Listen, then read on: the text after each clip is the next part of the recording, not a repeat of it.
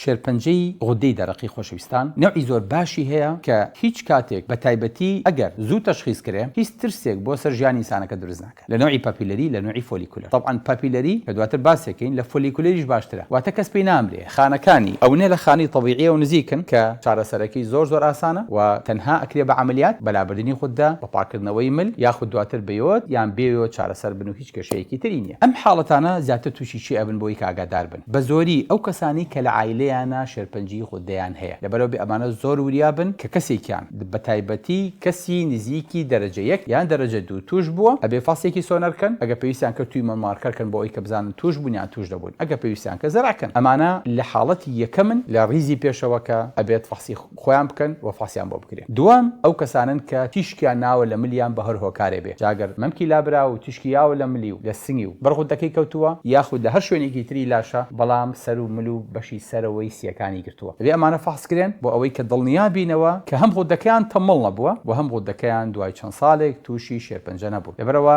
غیری کۆمەڵێک پریکۆشن و ئاگاداری و ئامادەبوون و فەحەس و متابعە هیچ جۆرە ترسێکی تری نییە لەم جۆرە نەخۆشییانەیە، جا پێش توش بوون یان دوای توش بوون، پێش چارەسەر یاخود دوای چارەسەر. گرنگترین شتەوەیە کە دکتۆرێکی پسپۆڕی ئەو بوارە بتبینێ و چارەسەرت بۆ بکە و نەشتەرگەرێکت بۆ بکە و دواتریش لێژە چاودێریا بمێنیتەوە ئینسانێکی ئاسایی ئەچیتەوە ناو کۆمەلگا بە پشتیوانی پەروەردگار.